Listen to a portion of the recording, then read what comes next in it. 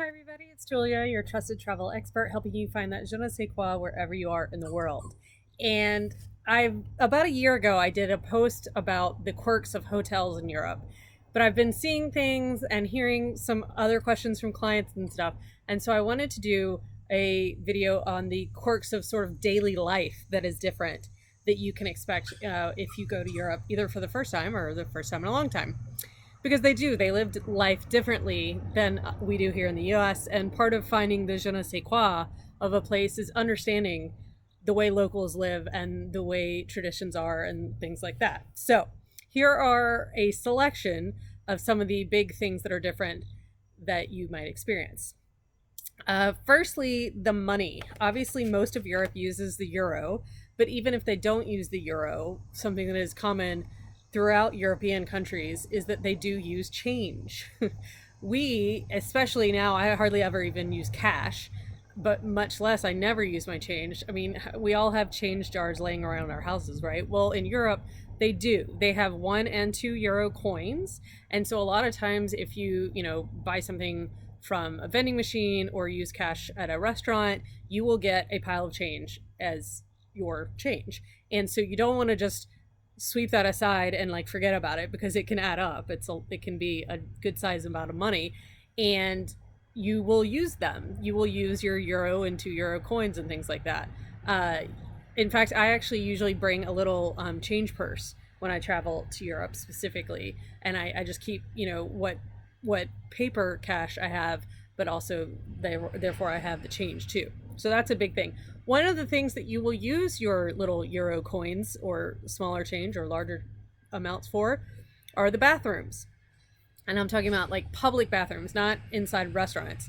But if you want to use a bathroom in a city or anywhere really, you will likely find a public bathroom, and that will likely cost you some change, 50 cents, a euro. I think they're all gone now, but I've even had to pay for the bathroom in an airport, which I remember being super annoyed by. But mostly restaurants and things like that will have, if you are a paying customer, you can use their toilet.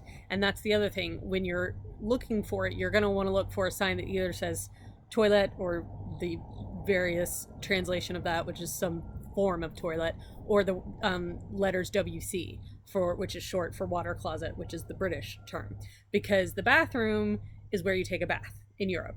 The toilet is where you use the toilet. So when you're looking for somewhere to relieve yourself, you look for toilet or WC, and make sure you've got a euro or something, a euro two, with you. Speaking of restaurants, I'm going to do a whole post about dining and how Europeans eat differently than Americans, because they very much do. But one of the biggest pet peeves or things that bother Americans when they go to Europe, which I don't really understand, but it's ice.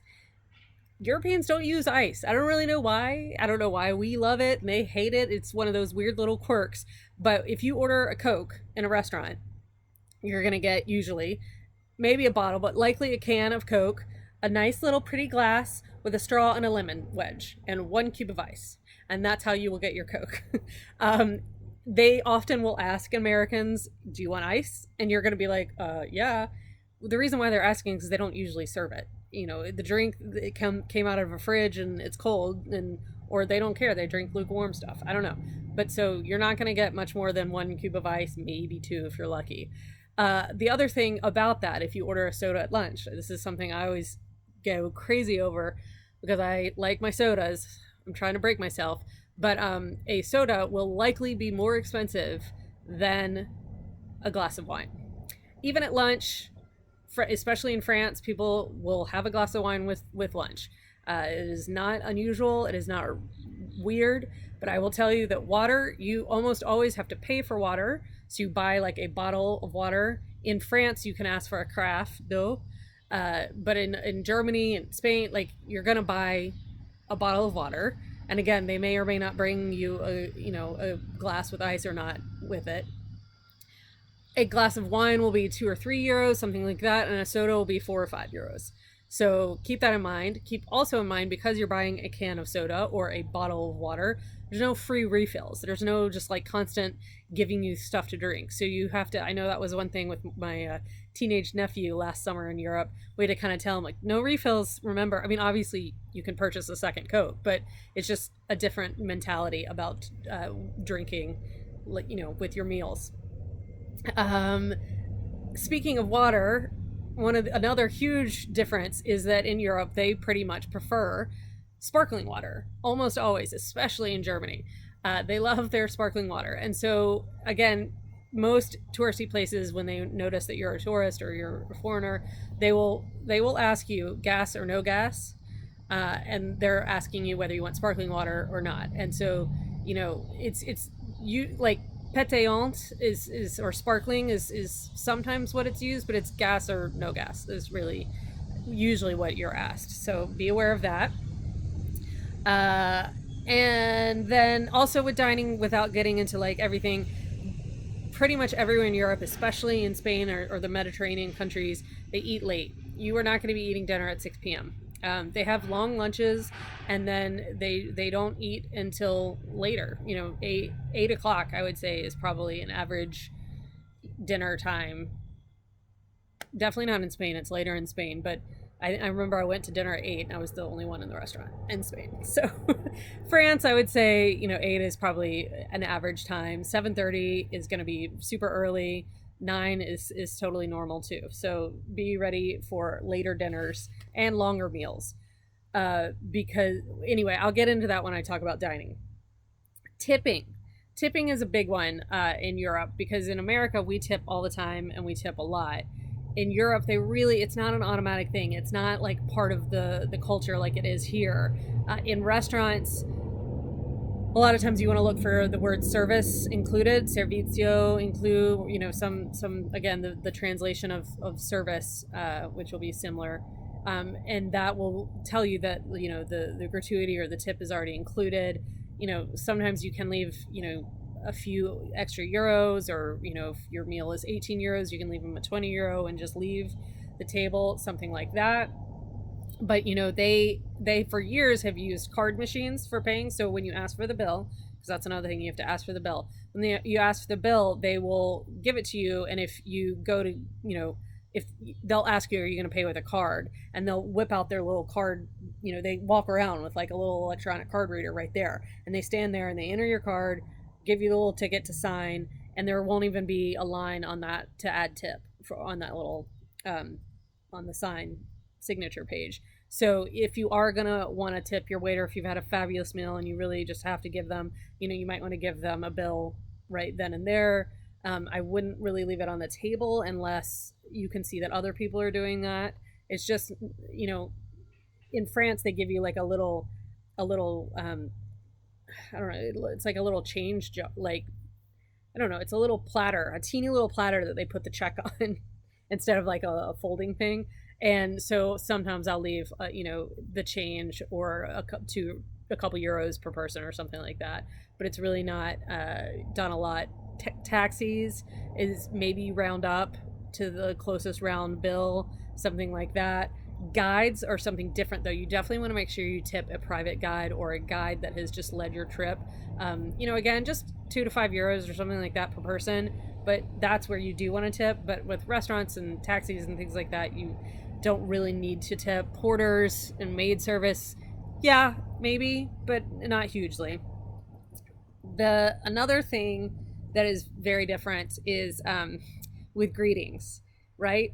So in France especially, this may be, I mean, they do it in Spain too, but I can speak from experience living in France. Everyone, when you greet a friend or several friends, every single person will get some version of a handshake and the lean in for the kiss, on the sides of the cheeks, and you might even kiss air. You're not like kissing each other. But I have seen, a group of 3 guys walk up to a group of girls and guys, and I mean, it takes forever for all the different people to mix and match and all do la bise, because everyone does it. Boys do it to each other. You do it in professional settings. Just that is the greeting, especially in France, and definitely also in Spain, and a couple other places you'll see it more, but definitely in France, kissing the cheeks is how friends greet each other. If you walk into a shop, they're not going to expect you to do that. They are going to expect you to say bonjour. You should always try and say bonjour when you walk into a shop. But don't be surprised if you see, men greeting each other with kisses on the cheek or anything like that. And then a final thing that I want to mention, because road trips are becoming so popular here, and I think they're a great thing to do in Europe, but you do need to be aware that things like gas and tolls are much more expensive and much more prevalent than they are here. Gas is just more expensive in Europe, and they sell by the liter, so even if it doesn't look like a crazy price, that is price per liter, not price per gallon. So you'll see it gets really expensive, and tolls can be murderous if you're not careful and you're not aware. And the reason for that really is that everybody uses public transportation. Everybody, not just the poor people that don't have cars. Like, especially in cities, nobody has a car because it's too expensive to park. So everyone uses public trains, buses. I mean, you will hop on a train all the time, if you're living or traveling around in France. I mean, going between towns, just everybody uses public transport. And so that is something to be aware of. If you are going to decide to drive around in Europe, you want to make sure that you're prepared for potential toll and gas price or costs, or don't drive, just use public transport. So that is a quick list of some of the most obvious quirks of day-to-day life in Europe versus the US. If you have any questions, let me know, and hopefully we can all go and experience these together soon one day. I'll talk to you next week. Bye.